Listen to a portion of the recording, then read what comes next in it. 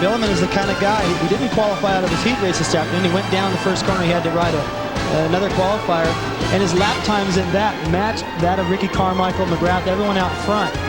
Not as fast as Tim Ferry. Tim Ferry, number 15 on the four-stroke. Got a little bit of a power advantage tonight. He is riding the best I've seen him yet. The thing is, Ricky right there, number 4, next to Ezra Lusk, number 11, has dominated the season so much. These guys that haven't won one are really trying hard to put it together here tonight before the series ends. 32nd board sideways, moments away from the start of the main event in the 250 class here in Salt Lake City. There they go. Ricky Carmichael battling in the middle of the track with Jeremy McGrath, and there is a major pile-up back in the pack. The whole shot, though, goes to McGrath. There's Ezra Lusk with trouble.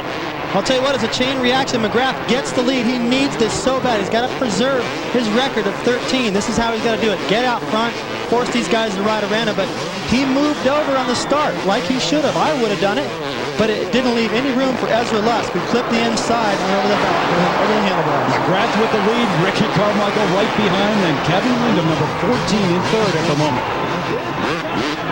Watch Ricky. He will be so impatient to get around McGrath. Don't let McGrath settle into a pace. Attack him right away. We got the loop section coming up. That's where Ricky's been faster all afternoon. The two superstars of the sport, Jeremy McGrath, the 7-time Supercross champion, the king until this year, and the man who has owned the series all season long, Ricky Carmichael, battling it out for the lead.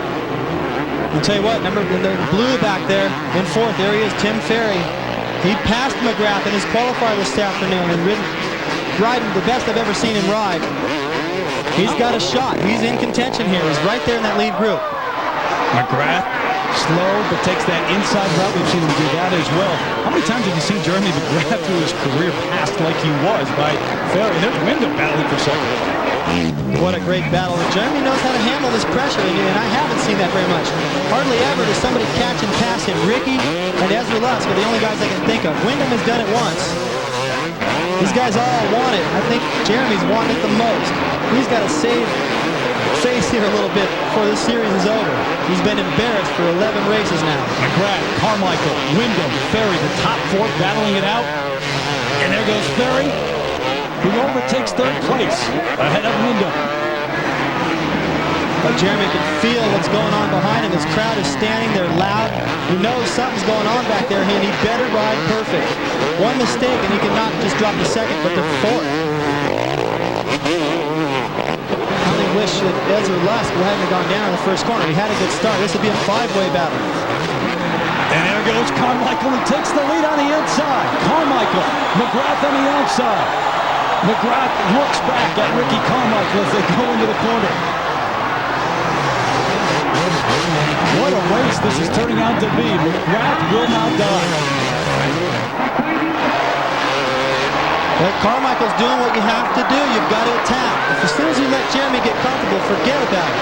He's going down the left side right here. That could prove to be the place that he can make the pass later in the race. Carmichael trying to get there. McGrath holds him off, though, as they go through the finish line here. See, McGrath has got to go around the inside of that corner, or else they'll go inside and block past him. But the inside line is harder. He's got to ride so defensive right here, but not race, not lose. You know, it's a fine line, and Jeremy knows how to do that. Look at that. And it's a major bottleneck. That may have been on purpose. Terry, I've done it before. It's called a brake check. You just take your time a little bit, let the guy behind you run into you, mess up his momentum, and you pull away on the way out. Now look at the breathing room Jeremy has going into that corner this time. And you know it's a major motivational factor for Jeremy McGrath. No matter what he says, and he hasn't said anything to the contrary, but he has relinquished the title to Ricky Carmichael, but now he tries to hold the streak intact and to keep his record. Remember, 13 in a row. In 1996, Carmichael going after that record and going after McGrath here in Salt Lake City. We'll be back.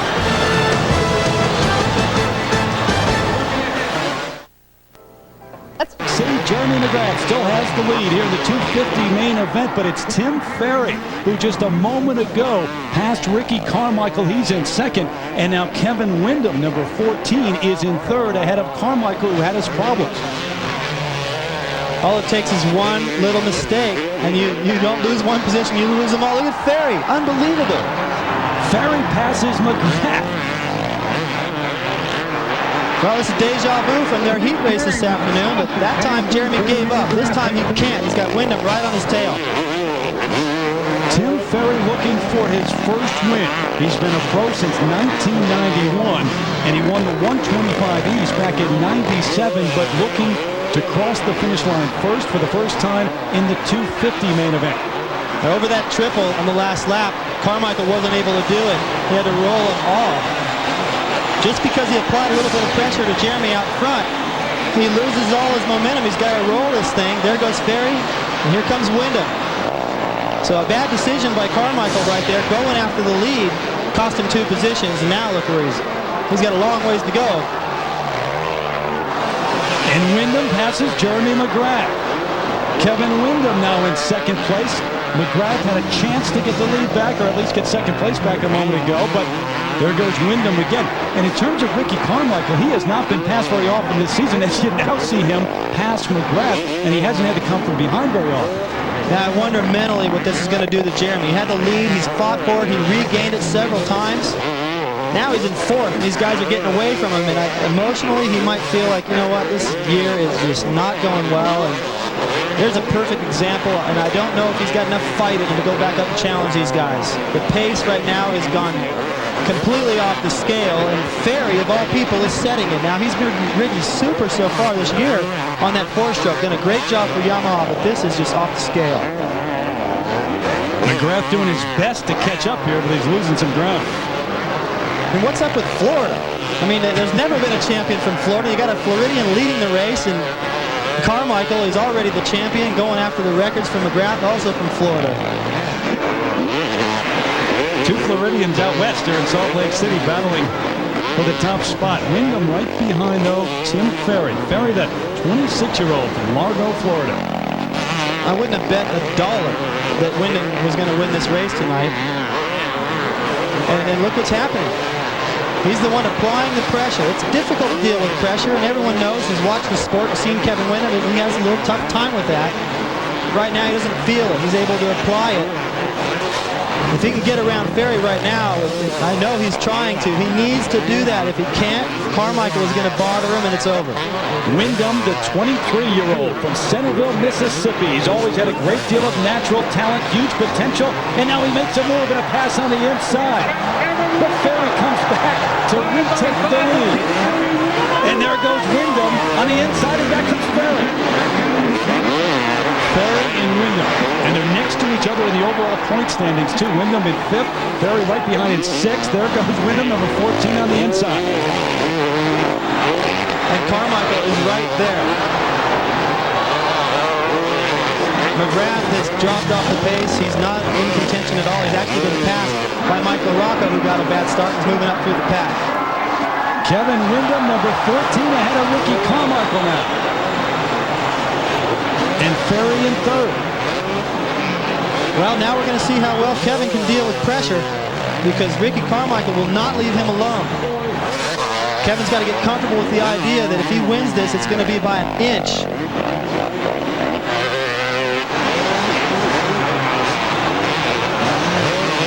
He's a small rider, and he's only number 4, but Ricky Carmichael, that's a lot of shadow to have right behind you.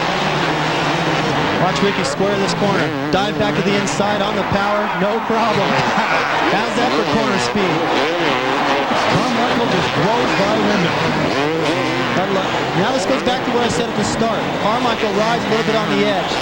If you do that here, you could pay the price. Kevin's got to stay close and force Ricky to push himself a little bit out of his comfort zone, possibly into a mistake. Think about the action that we've seen already, not even halfway through this main event. And remember, we're over 4,500 feet in altitude here. How much is that going to wear on these riders? It's going to wear a lot. We might already be seeing an example of that. Ricky, other than Michael Rocco, who has worked his way up into 4th from a poor start, Ricky is the strongest guy in the field. Wyndham, I don't know, he's probably about number 5 or 6 in terms of the toughest guys out there. And about lap 8, these guys start to get tired. They were starting to get tired at the end of their heat races, which are 8 laps. They got 10 more laps to go. Fatigue is going to play a major role. Ricky Carmichael, number 4, with the lead right now, about halfway through this main event.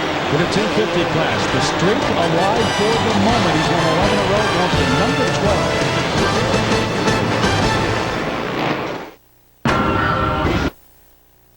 For 4 decades, one program has brought you the athletes and the events that have become etched in popular culture. The thrill of victory, the agony of defeat. ABC's Wide World of Sports 40th Anniversary Special, presented by Aflac, is coming up next. And you should not miss that program. That should be great. Up next here on ABC. Meanwhile, the 250 main event has been dominated by Ricky Carmichael. He still has the lead here.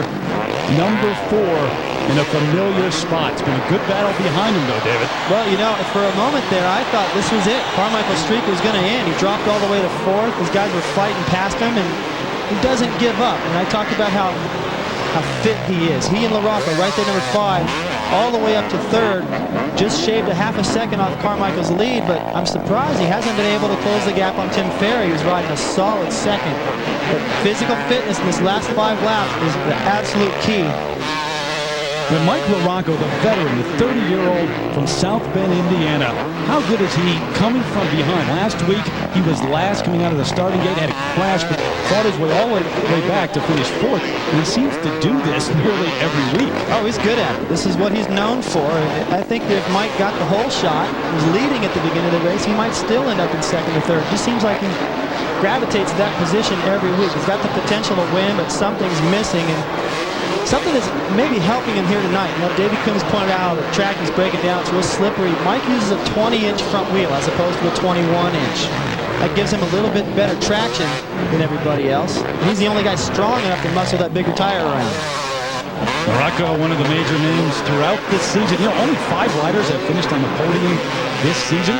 42 available spots, only 5 have finished in the top 3 throughout the year. As you look at Ricky Carmichael, number 4, ahead of the pack again. Ricky Carmichael's last lap slower than both Ferry and LaRocco. He better be careful not to put it in the cruise mode. You see how close they are. And Villeman, 9:34, makes his return. He had an injury. Makes his return to Supercross here in Salt Lake. A fine performance. He didn't get the greatest start, but he marked LaRocco all the way up through the pack. He's starting to lose a little bit of time now, but still a fine ride in 4th. Pretty impressive. David Villeman, we mentioned he hasn't raced since March 17th, a broken collarbone, but he won 4 races last season. He finished 2nd overall.